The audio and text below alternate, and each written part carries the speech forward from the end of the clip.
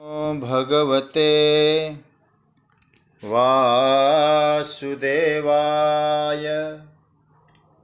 कृष्णाय वासुदेवाय हरये परमात्मने प्रणतः क्लेशनाशाय गोविन्दाय नमो नमः। नमः परमहंसाय स्वादितचरणकमलचिन्मकरन्दाय भक्तजनमानसनिवासाय श्रीरामचन्द्राय वागीशायस्य वदने लक्ष्मीर्यस्य च वक्षसि यस्यास्ते हृदये संवित्तं नृसिंहमहं भजे। गुरुर्ब्रह्मा गुरुर्विष्णुर्गुरुर्देवो महेश्वरः गुरुसाक्षात् परब्रह्म तस्मै श्री गुरवे नमः। भगवत चरण कमलानुरागी सभी आत्मीय प्रिय प्रभु प्रेमी जन, हमारे स्वाध्याय परिवार के सभी आदरणीय महानुभाव, स्नेहीजन, गाजियाबाद से पूज्य पांडे जी और आप सभी जो विज्ञान के माध्यम से भगवत चिंतन में शामिल हुए हैं, आप सभी को मेरा प्रणाम वंदन। जय सिया राम, राधे राधे। प्रभु की मंगलमयी कृपा से हम लोग मानव जीवन का सर्वोच्च लाभ प्राप्त कर रहे हैं। प्रभु की कृपा से श्रीमद् भगवद गीता की चिंतन की हम लोग मंगलमय यात्रा कर रहे हैं। आज इस यात्रा को प्रारंभ करूं, सर्वप्रथम आप सभी को शरद पूर्णिमा की मंगल कामना के साथ जीवन आनंदमय बने, प्रभु प्रार्थना के साथ आइए चर्चा को प्रारंभ करें। हम लोग 13वें अध्याय का चिंतन कर रहे हैं।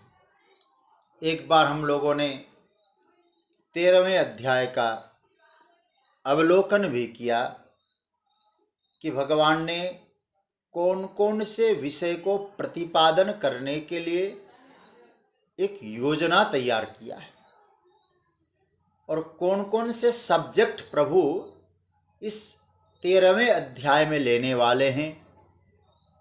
उन सूत्रों पर हम लोगों ने पिछले 2 दिनों में कुछ चिंतन किया। प्रभु का भाव क्या था, कौन कौन सा प्रकरण यहाँ है, उस प्रकरण को, उस क्षेत्रज्ञ को समझने के लिए, स्वरूप को समझने के लिए क्या क्या उपाय है, तरीका है, ये सब प्रभु ने एक बार योजना बता दी। उस पर हम लोग चिंतन किए। अब हम लोग आज से उस अध्याय में प्रवेश करेंगे।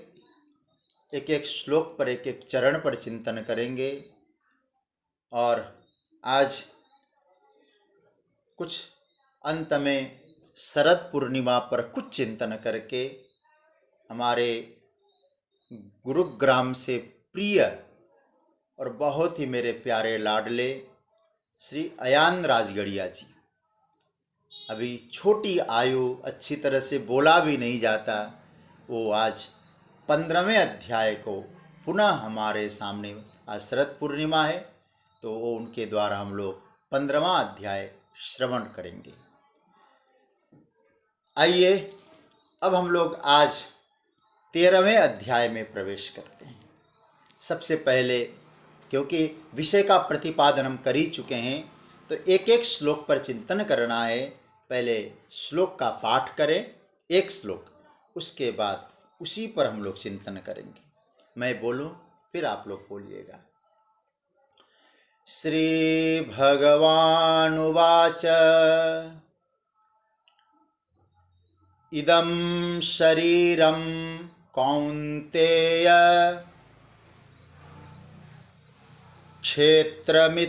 क्षेत्रमित्यभिधीयते एतद्यो वेत्ति तं प्राहुः क्षेत्रज्ञ इति तद्विदः। इसका पहले अन्वय देखिएगा। कौन्तेय इदं शरीरं क्षेत्रम इति अभिधीयते, य एतद् वेत्ति तं क्षेत्रज्ञ इति तद्विदः प्राहु। क्योंकि भागलपुर से हमारी दीदी उमा जी कहती है कि भैया आप ये अन्वय को 2 बार बता दीजिएगा, इसलिए 2 बार सुन लीजिए आप। कौन्तेय इदं शरीरं क्षेत्रम इति अभिधीयते, य एतद् वेत्ति तं क्षेत्रज्ञ इति तद्विदः प्राहु। अब इसका अर्थ देखिए। कौन्तेय, यहाँ भगवान ने अर्जुन के लिए संबोधन दिया है। कौन्तेय शब्द आप लोग कई बार इसका रूप देख चुके हैं। हे कुंती के बेटे, कुंती नंदन, इदम शरीरम, इदम मतलब यह, जो आप जिसको यह कह सकते हैं उसको संस्कृत में बोलते इदम। यह रूप से कहे जाने वाले शरीरम, इस शरीर को, आया इदम शरीरम, क्षेत्रम इति, क्षेत्र इस प्रकार से, अभिधीयते कहा जाता है। अभिधीयते मतलब नामकरण किया गया है, कहा जाता है। ये तो आ गया होगा। कौन्तेय, हे कुंती नंदन, इदम शरीरम, इस शरीर को, क्षेत्रम इति अभिधीयते, क्षेत्र ऐसा कहा जाता है। यह एतद् वेत्ति, जो इसको जानता है, व्यक्ति का शब्द का अर्थ है जानता है, एतद् मतलब इसको, तम उसको, किसको बोले, जिसको, जो जानता है उसको, क्षेत्रज्ञ इति, उसको क्षेत्रज्ञ इस प्रकार से कहा जाता है। तद्विद, कौन? तद्विद मतलब जिसको जानने वाले ज्ञानी जन, तद्विद प्राहु कहते हैं। मतलब यह एतद् वेत्ति, जो इसको जानते हैं, जानता है, तम उसको, क्षेत्रज्ञ इति, क्षेत्रज्ञ इस प्रकार से, तद्विदः उसको जानने वाले, जानकारी रखने वाले, रियल में जो जानते हैं, प्राहु कहते हैं। तो क्या अर्थ निकला? इस शरीर को क्षेत्र कहते हैं और इसको जो जानते हैं उनको क्षेत्रज्ञ, विद्वान लोग कहते हैं। ये इसका अर्थ है। अब प्रारंभ भगवान कहां से कर रहे हैं? कौन्तेय, संबोधन देखिए जरा। हे कुंती के पुत्र, तुम मेरे प्यारे हो, मेरी बुआ के बेटे हो, इसलिए रहस्यपूर्ण बात तुम्हारे सामने कहने जा रहा हूं। इदम शरीरम, ये जब बहुत अच्छी तरह से पकड़ना, इदम शब्द को पहले पकड़ लीजिएगा, शरीरम तो आ जाएगा। इदम संस्कृत में बोलते यह। प्रत्यक्षम, इदम शब्द का अर्थ क्या किया? प्रत्यक्षम। प्रत्यक्ष मतलब जो सामने दिखाई दे रहा है, उसको कहते इदम।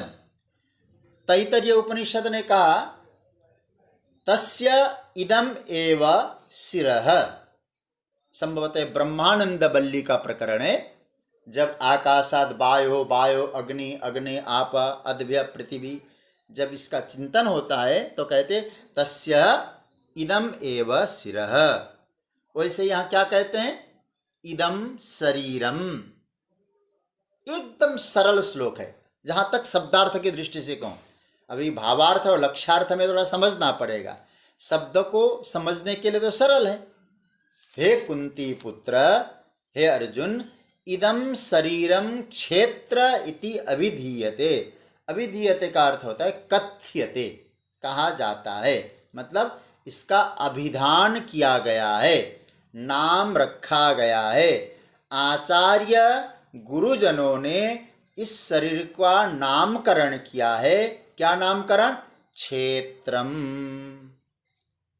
अब समझ लो, भगवान ने एक नई परिभाषा दी शरीर की। 13वां अध्याय प्रारंभ में तुम जिस शरीर को शरीर कह रहे हो, इसको क्षेत्र कहा गया है। अच्छा भाई, क्या इस नाम का कोई विशेष प्रयोजन था प्रभु? एक क्षेत्र इस शरीर को क्यों कह दिया आपने?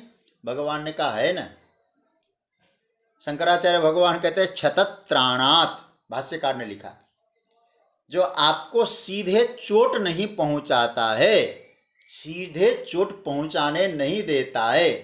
छत्रात्, जैसे छतरी होती है ना, धूप है, बारिश है, और जैसे वो बचाती है हमको छतरी, ऐसे ही शरीर हमारी रक्षा करता है। क्यों करता है? किस लिए? बोले आपको लक्ष्य तक पहुंचाने के लिए। इसलिए महिमा भी गाई है शरीर की। गोस्वामी जी ने इस बात को क्या बढ़िया सूत्र से सजाया, साधन धाम मोक्ष कर द्वारा। अरे इस शरीर से ही तो आपको मुक्ति की प्राप्ति होगी, इस शरीर से ही आपको भगवत साक्षात्कार होगा, ये कहते हैं।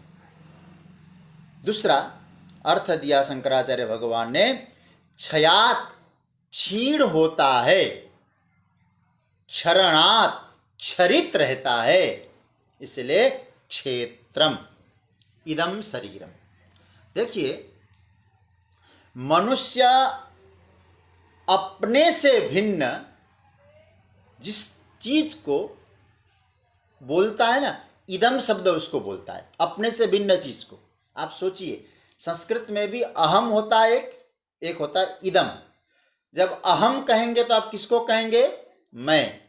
और इदम कहेंगे तो मैं से कोई भिन्न होता है, उसको आप इदम कहते हैं। तो हमेशा याद रखना, इदंता से जो इंगित किया जाता है वो मैं से भिन्न होता ही होता है। इसलिए आप क्या कहेंगे? मेरे हाथ, मेरे कान, मेरे पैर, और कहते कहते क्या बोलते? मेरा शरीर। तो सीधी सी बात बता दे, मैं शरीर नहीं, मेरा शरीर। तो इदम हुआ कि नहीं? तो भगवान कहते इदम शरीरम। हाँ, ये जरूर कहा जा सकता है, हम लोग अज्ञानता के कारण, न जानने के कारण इस शरीर को कभी कभी मैं के रूप में भी बोल देते हैं, कभी मेरे के रूप में भी बोल देते हैं। कभी मैं कहा, कभी मेरा कहा, किंतु सत्यता में अपना कहे जाने वाला जो शरीर है, यह रूप से, इदम रूप से कहा जाने वाला ही है। अहम रूप से इस शरीर को आप नहीं कह सकते। इसलिए हमारे यहाँ, आप गीता का स्वाध्याय पहले भी हम लोग कर चुके हैं, तो आपको इसका विस्तार से नहीं बताऊंगा। 3 प्रकार के शरीर है, स्थूल शरीर, सूक्ष्म शरीर और कारण शरीर। इसकी चर्चा हम पहले भी कर चुके हैं। तो इसका अर्थ है हुआ, ये जो तीनों शरीर है, शरीरम जो कह दिया ना भगवान ने, इदम शरीरम, तो ये मत समझ लेना हमारा स्थूल शरीर तो इदम है, सूक्ष्म शरीर क्या हुआ? अहम है। नहीं, चाहे वो सूक्ष्म शरीर हो, चाहे स्थूल शरीर हो, चाहे कारण शरीर हो, शरीरम कह दिया तो तीनों के साथ क्या जुड़ेगा? इदम जुड़ेगा, और इदम जुड़ते ही मैं से भिन्न हो जाएगा। इदम शरीरम, इदम जहां आया मैं से भिन्न हुआ, और शंकराचार्य भगवान ने कहा वो परिवर्तन होता है, उसी के साथ इदम लगता है, जिसमें चेंजेस आते हैं, जिसमें परिवर्तन होता है, जो बदलता है। आप विचार करना, इदम बदलता है, जो इदम में रहने वाला अहम नहीं बदलता। बचपन में आप थे, शरीर बदल गया, बचपन का शरीर गया, जवानी का शरीर आ गया, लेकिन जवानी के शरीर में भी बचपन की याद है, तो इसका मतलब भीतर अहम है। इदम बदल गया, अहम नहीं बदला। जो परिवर्तन होता है उसको इदम कहा जाता है। तो इसका मतलब यह हुआ शरीर को क्षेत्र इसलिए कहा गया कि यह प्रतिक्षण परिवर्तन हो रहा है, बदल रहा है। इतनी जल्दी बदलता है सज्जनों कि दोबारा हम देख नहीं पाते। एक बार देखने के बाद, एक बार जिस शरीर को देख लेते हैं उस शरीर को आप दोबारा चाहें तो भी देख नहीं पाते। इसलिए भगवान ने क्या कहा, इदम शरीरम क्षेत्रम। हाँ? यह शरीर क्या हुआ, क्षेत्र हो गया। देखो भाई, इसका एक और अर्थ है, प्राय सभी आचार्यों ने इस अर्थ को भी स्वीकार किया है। मैं जब गीता के टीका देख रहा था आचार्यों का, प्राय मधुसूदन सरस्वती, जगतगुरु शंकराचार्य और वर्तमान में भी जो महापुरुष आचार्य जन हैं, पूज्यपाद स्वामी राम सुखदास जी महाराज, पूज्य सेठ जी, जयदयाल गोविंद का जी, सब लोगों ने कहा इस शरीर को का एक और नाम है क्षेत्र। क्षेत्र का मतलब सब लोगों ने क्या कहा, खेत। जैसे अनाज बोने का खेत होता है ना, शरीर क्या है, खेत है। ये देखिए, क्षेत्रम, क्षेत्रम क्यों कहा, बोले खेत है। खेत क्यों कहते हैं इसको भाई, बोले इसमें आप फसल काटते हो और फसल बोते भी हो। माने क्या है, कर्मों की कमाई करते हो और उन कर्मों को भोगते हो। काटते हो मतलब भोगते हो, खाते हो। सीधी सी बात है, खेत की तरह ही तो इसका व्यवहार है। हम पहले बोते हैं फिर खाते हैं। हमने जो किया इस शरीर के माध्यम से वो मिल रहा है। तो इंस्ट्रूमेंट तो शरीर हो गया ना, शरीर के माध्यम से जो हम कर रहे हैं वो हमको प्राप्त हो रहा है। इसलिए शरीर का नाम क्या कहा, क्षेत्रम, खेत। अच्छा, जैसे खेत में फसल बोते हैं, काटते हैं, जगतगुरु शंकराचार्य ने भाष्य में क्या लिखा, बहुत प्यारा सूत्र दिया है। क्षेत्रवत व अस्मिन कर्म फलम निर्वृत्ते।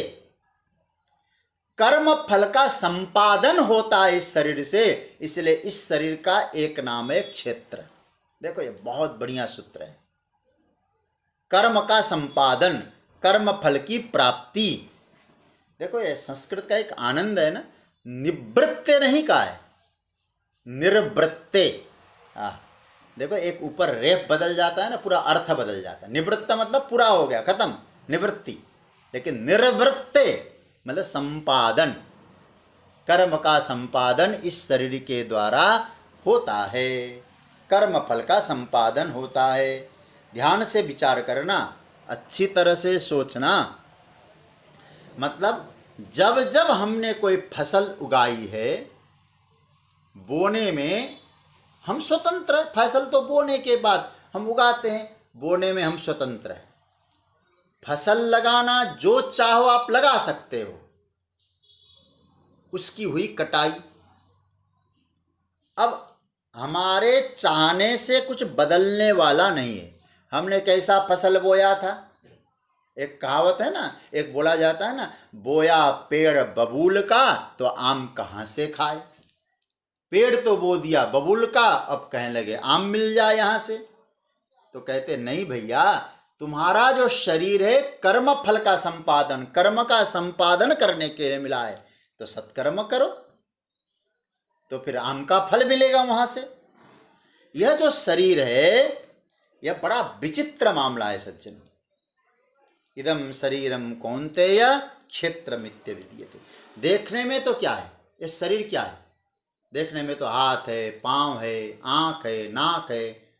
हम लोग इसको नहलाते हैं, धुलाते हैं, टीप टॉप रखते हैं, संवारते हैं, लेकिन ये भूल जाते हैं कि ये खेत है, फसल बोने के लिए है, फसल बोने के लिए खेत है। देखिए भगवान ने 13वें अध्याय में तो ढिढोरा पीट दिया है, जिसको संस्कृत में कहते हैं डिंडिम घोष कर दिया, एकदम घोषणा कर दी कि भाई ज़्यादा टिप टाप रखने के चक्कर में मत रहो, आसक्त मत बनो। मतलब इसके माध्यम से तुम कमाई करो। शरीर कमाई करने के लिए मिला है, इसका नाम भी बदल दिया। शरीर खेत है, कमाई करो, बो, अच्छे अच्छे फसल बो इसमें। इसलिए गोस्वामी जी ने 2 जगह शरीर के विषय में बहुत अच्छी बात कही। एक जगह क्या कहा, क्षितिजल पावक गगन समीरा, और पंच रचित अति अधम शरीरा। ये अधम शरीर कह दिया है, पंच तत्व से बना। और गोस्वामी जी ने एक जगह क्या कहा, बड़े भाग मानुष तन पावा, सुर दुर्लभ सब ग्रंथ ही गावा, साधन धाम मोक्ष कर द्वारा। अब आप जरा सोचिए, जिसको आप अधम शरीर कह रहे थे उसको मोक्ष का द्वार क्यों कह रहे हैं? या तो एक कहो अधम कहो, या साधन धाम मोक्ष कर द्वारा कहो। दोनों कैसे कह सकते एक ही चीज को? भगवान गोस्वामी जी ने कहा, देखो ये जो शरीर के द्वारा तुम्हें जो कमाना है वो तुमने कमाया। क्योंकि शरीर मिला क्यों है? कमाने के लिए मिला है। केवल भौतिक संपदा नहीं, आध्यात्मिक उन्नति के लिए आपको प्राप्त हुआ है। यदि वो आपने कमाया तो साधन धाम मोक्ष कर द्वारा, और नहीं कमाया, आए खाए पिए और गए, तो क्या हुआ? पंच रचित अति अधम शरीर।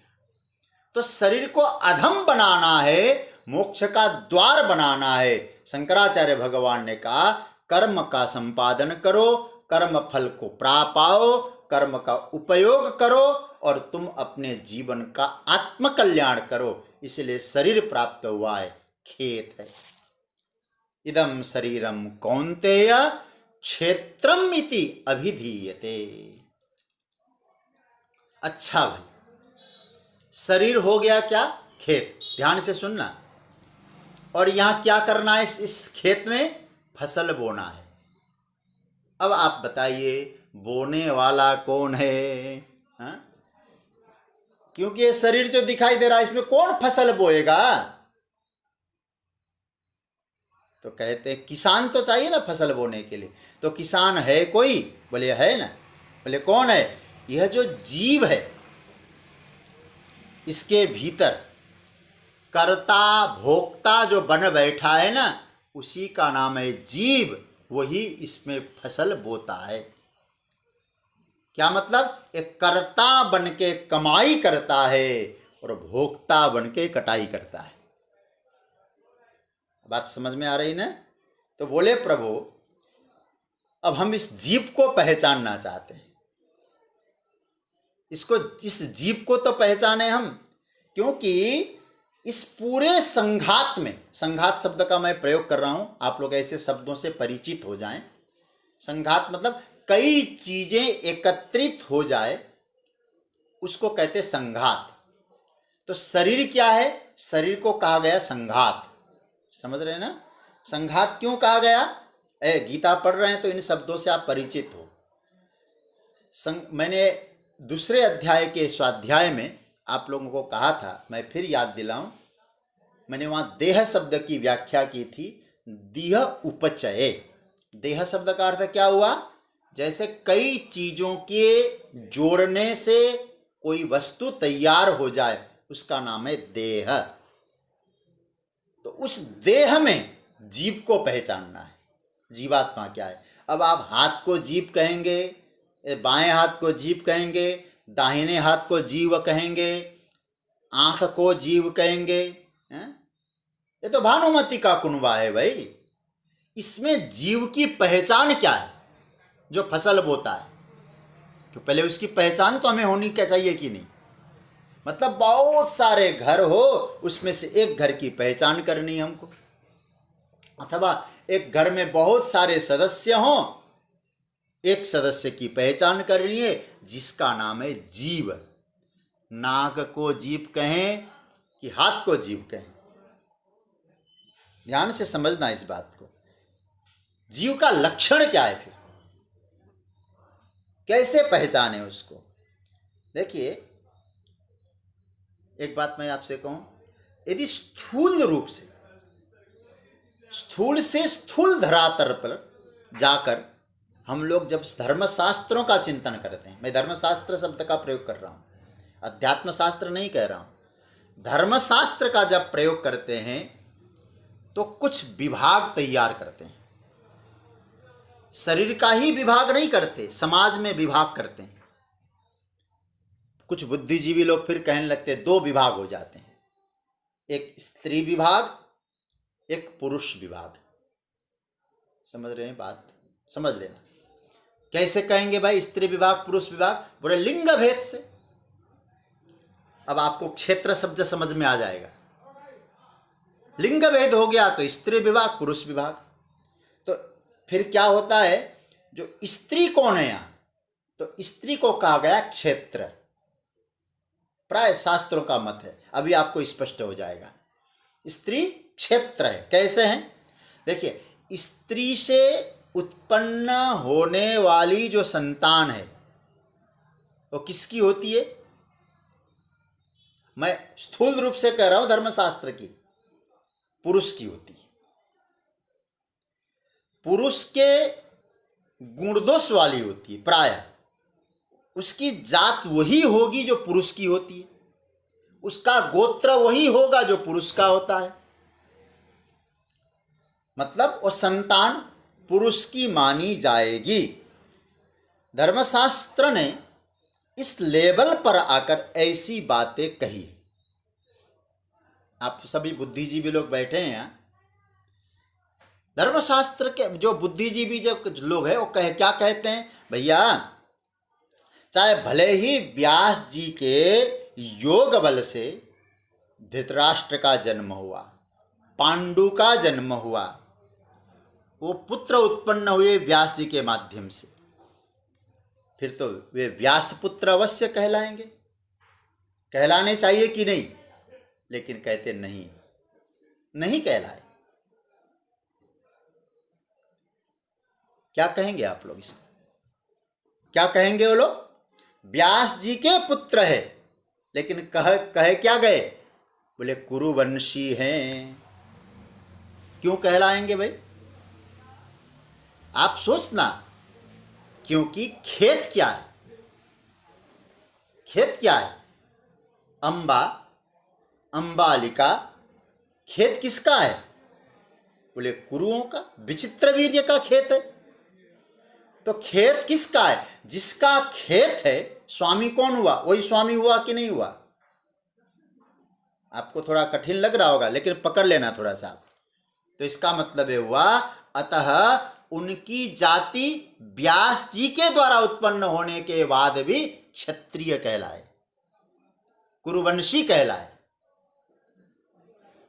अब इसी तरह से आप जरा देखना, लड़के थे व्यास जी के, लेकिन देखिए जरा, शास्त्र ने अपना दृष्टिकोण कह दिया, व्यास जी के बेटे हैं लेकिन कहलाएंगे कुरुवंशी, क्षत्रिय। उससे सहमत होना नहीं होना यह दूसरी बात है, लेकिन दृष्टिकोण को तो समझना पड़ेगा। एक और उदाहरण दूं मैं आपको। कुंती के गर्भ से देवपुत्रों का जन्म हुआ। ये तो आप जानते हैं, धर्मपुत्र युधिष्ठिर, पवनपुत्र भीम, पवन से भीम, इंद्र से अर्जुन, अश्विनी कुमारों से नकुल सहदेव। परंतु इन्हें देव तो कोई कहता नहीं। अर्जुन देव, भीम देव, नकुल देव, सहदेव, सहदेव जी देव हैं, लेकिन कोई कहता नहीं। इनको क्या कहा गया? पांडु के हैं, पांडव हैं। पांडु के होने के कारण पांडव कह गए। क्यों भाई? जो कुंती है वो क्षेत्र है। कुंती कौन हो गए? क्षेत्र। किसकी है? बोले पांडु के क्षेत्र है। देखिए विधान, तो शास्त्रीय दृष्टिकोण से क्षेत्र हुआ स्त्री, पुरुष का क्षेत्र। इसलिए वो मैंने कल परसों में भी शायद कहा था ना, प्रकृति और पुरुष, क्षेत्रज्ञ और क्षेत्र। खेत किसका है? पुरुष का है। क्षेत्रज्ञ का क्षेत्र है, तो मालिक कौन हुआ? क्षेत्रज्ञ। अब यहां थोड़ा सा विचार और करना है। वहां तो किसान और क्षेत्र इस तरह से निरूपण किया गया। हमने जो अभी चर्चा की वो धर्मशास्त्र के आधार पे की, परंतु अध्यात्म में वेदांत में, ज्ञान की श्रृंखला में, अध्यात्म शास्त्र में किसान कौन होता है? क्योंकि बोने वाला किसान हुआ, किसान कौन होता है? खेत कौन है? बोले शरीर। और चाहे अध्यात्म के दृष्टि से बता रहा हूं मैं, धर्मशास्त्र की दृष्टि से स्त्री खेत है, पुरुष उस खेत का मालिक है जिसका खेत है। लेकिन अध्यात्म में स्त्री का शरीर भी खेत है, पुरुष का शरीर भी खेत है। यह अध्यात्म का चिंतन है, वेदांत का चिंतन है। ध्यान रखना इस भेद को थोड़ा सा आप लोग। मतलब अध्यात्म दर्शन में पुरुष का शरीर भी खेत है और स्त्री का शरीर भी खेत है। मैं धर्मशास्त्र को नकार नहीं रहा हूं, लेकिन यह वेदांत का जो चिंतन है, जो 13वें अध्याय का जो चिंतन है, स्त्रियां भी ये समझें, ये भी खेत है, पुरुष का शरीर भी खेत है। क्योंकि यहां कमाई होती है और कटाई होती है। तो हर कोई मालिक है इस खेत का, जीव है। तो इसका मतलब है किसान कौन हुआ इसमें? चाहे स्त्री हो चाहे पुरुष हो। स्त्री पुरुष तो शरीर के नाम है, पंचभूतों का पिटारा है। जो किसान है वह जीव है। बोले भाई यहां जीव को हम कैसे पहचाने? और चाहे स्त्री हो चाहे पुरुष हो, कैसे पहचाने? शरीर का कोई अंग जीव कहला नहीं सकता। इंद्रियों में किसी को हम जीव कह नहीं सकते। अंतकरण के किसी पार्ट को आप जीव कह नहीं सकते। फिर एक जटिल बात आ गई, जीव कौन है, किसान कौन है? जो बोता है। और जो बोता फसल काटता है कौन हुआ? देखिए जरा, गीता ने जो लक्षण दिया है भगवान ने बहुत सुंदर रूप से सजाया है। इसलिए 13वें अध्याय को वेदांत का श्रेष्ठतम अवस्था की बात बताई। 13वें अध्याय में भगवान ने कहा अब जानो जीव कौन हुआ, जानने वाला कौन है, लक्षण। इसलिए नीचे वाली पंक्ति, इदम शरीरम कौन्तेय क्षेत्रम इति अभिधीयते। तो मैंने वह स्त्री और पुरुष का उदाहरण इसलिए दिया क्योंकि धर्मशास्त्र के आधार पर पुरुष लोग ये न समझें कि स्त्री का शरीर खेत है, उसके मालिक हम हैं। ये नहीं होगा। मैं इसलिए उदाहरण दे रहा था कि हम तो बिल्कुल अलग हैं। स्त्री का शरीर ही खेत है ऐसा नहीं, पुरुष का शरीर भी खेत है। और स्त्रियां भी ये ना समझे कि हम छोटी हैं, पुरुष ये ना समझे कि हम बड़े हैं। दोनों का शरीर के आधार पर दोनों का शरीर खेत है। लेकिन जीव कौन हुआ? नीचे की पंक्ति, एतद्यो वेत्ति तम प्राहु। आप देख लेना नीचे की पंक्ति, क्षेत्रज्ञ इति तद्विदः। भगवान क्या बढ़िया बात कहते हैं, क्या गजब सौंदर्य है। ठाकुर जी कहते हैं एतद्यो वेत्ति। कभी कभी ध्यान करते समय इसको खोजिएगा, हाँ, खोजना इसको। एतद्यो वेत्ति तम प्राहु क्षेत्रज्ञ इति तद्विदः। तद्विदः मतलब कौन है? जानकार लोगों ने कहा है। ये देखिए जरा, ये भगवान की उदारता। जो जानकार है उन्होंने कहा है। यह सनातन धर्म के प्रति प्रभु का प्रेम।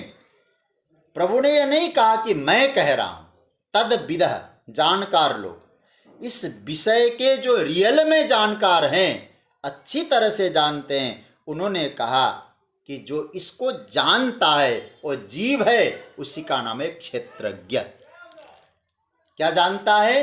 ये शरीर खेत है, मुझे इसमें फसल बोना है और मुझे इस फसल का भोगना है, और जैसा बोऊंगा वैसा फसल मिलेगा। इस बात को जो जानता है वही किसान जीव है, उसी का नाम है क्षेत्रज्ञ। वो चाहे स्त्री हो चाहे पुरुष हो, बिल्कुल लिंग भेद नहीं है यहाँ। इसलिए शरीर ये नहीं कहा कि स्त्री का शरीर कि पुरुष का शरीर।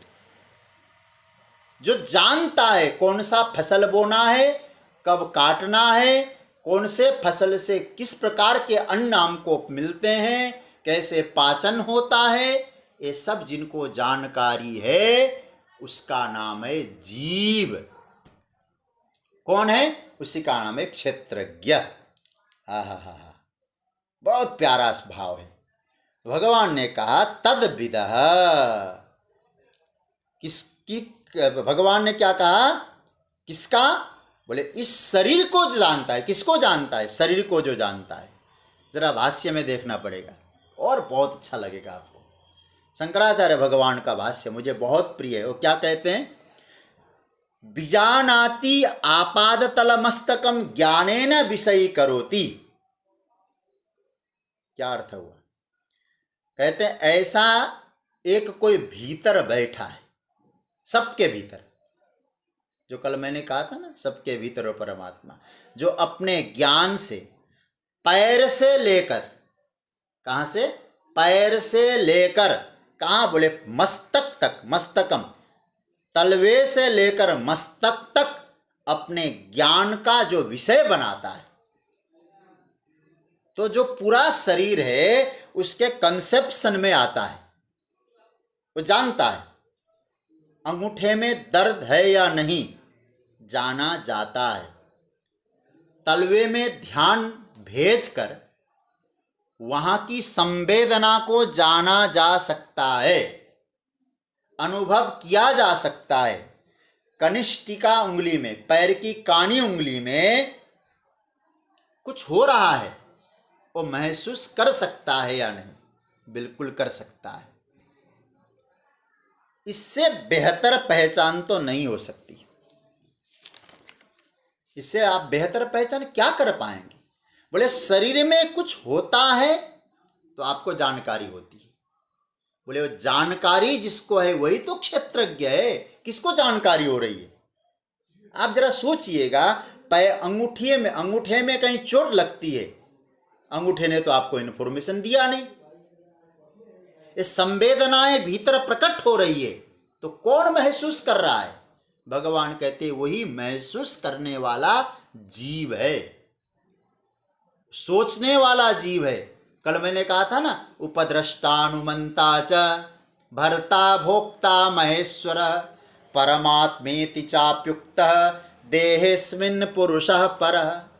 यही तो बैठा है वो, वही जिसे आप परमात्मा कह रहे हो वो जीव है। क्योंकि यहाँ तो एकत्व की स्थापना करनी है। जीव ही ब्रह्म है, अनुभूति उसको है, वही जीव क्षेत्रज्ञ है, अनुभव करता है। एक उदाहरण कल चर्चा में आई थी ना, नींद में सोने वाला व्यक्ति, उस समय तो कोई इंद्रियां काम नहीं करती है, लेकिन फिर भी शयन का अनुभव है, इसलिए कहता है खूब आराम से सोया। अरे महाराज, तुम्हें क्या मालूम सोए थे? ये अनुभव कौन कर रहा है? स्वप्न में भी वो तत्व महसूस करता है। भगवान कहते वो जो सकारात्मक, जब पॉजिटिवली सोचकर इस शरीर के माध्यम से जो सही फसल बोता है, सही फसल उगाता है, सही फसल का भोग करता है, वो जीव क्षेत्रज्ञ है, जानता है और जानना चाहिए। यदि आप नहीं जानते तो आप क्षेत्रज्ञ नहीं कहलाएंगे। तो इसका मतलब ये हुआ वो किसान है। भाषा वही है ना, खेती बाड़ी की बात चल रही है तो किसान जीव। तो याद रखना, तो किसान की इससे श्रेष्ठ और परिभाषा क्या हो सकती है? एतद्यो वेत्ति तम प्राहु क्षेत्रज्ञ इति तद्विदः। उसको कहा गया, क्या कहा गया? बोले क्षेत्रज्ञ। हे अर्जुन, एतद्यो वेत्ति तम प्राहु, जो पैर से सिर तक महसूस करने वाला है, वो स्वभाव से और उपदेश से महसूस करता है। स्वभाव से और उपदेश से। देखो बहुत मतलब है कि गीता की गहराई को जरा समझ लीजिएगा आप। क्या बढ़िया बात कही।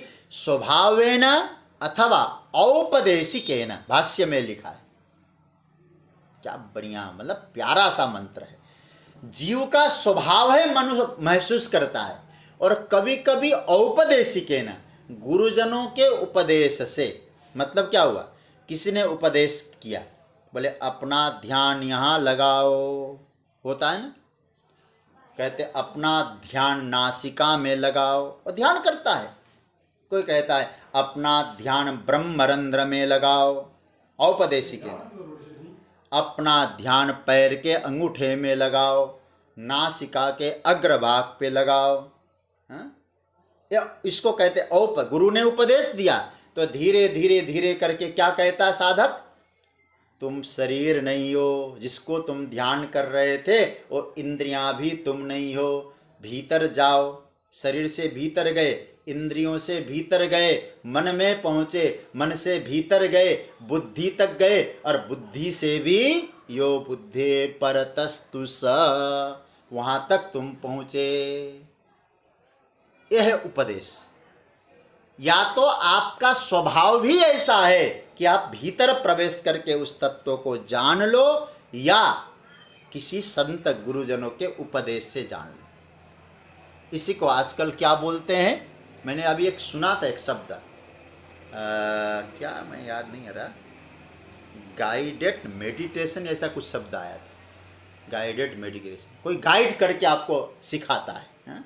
देखो शंकराचार्य ने वो कब लिखा है, औपदेशिकेन, उपदेश, गाइडेड मेडिटेशन। मार्केटिंग हो गया लगता है इन शब्दों का। हाँ? योग का मार्केटिंग हो गया तो योगा बन गया।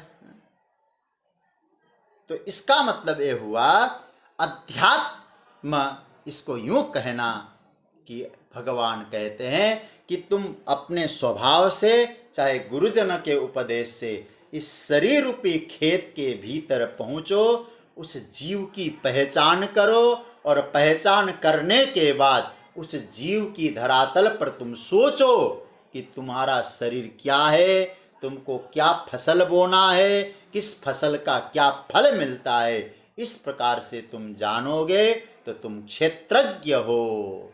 उसका नाम है क्षेत्रज्ञ। तो खेत शरीर है, खेत का किसान ये जीव है, उसी का नाम है क्षेत्रज्ञ। खेत तो है और फसल बोना नहीं आया तो क्या हुआ, बिना फसल के, बिना बोए खेत रह जाता है कि नहीं। तो ऐसा हमारा खेत न बने। भगवान यही कहना चाहते हैं, खेत मिला है तो फसल बोना चालू करो, अध्यात्म के फसल बो, धर्म के फसल बो, भजन के फसल बो, अच्छे कार्यों के फसल बो लेना, क्योंकि उससे आपको लाभ अवश्य होता है। तो आप स्वरूप का बोध कर सकते हैं। क्षेत्रज्ञ इति तद्विदः। भगवान कहते इदम शरीरम कौन्तेय क्षेत्रमित्यभिधीयते एतद्यो वेत्ति तम प्राहु। इसको जो जानता है, इस खेत को और अनाज बोने का समय इत्यादि को जानता है, क्षेत्रज्ञ इति तद्विदः, विद्वान लोग उसको क्षेत्रज्ञ कहते हैं। सज्जनों, मुझे 2-3 बातें कहनी है, इसलिए आज की चर्चा को तो मैं विराम दे रहा हूँ। लेकिन आज पहले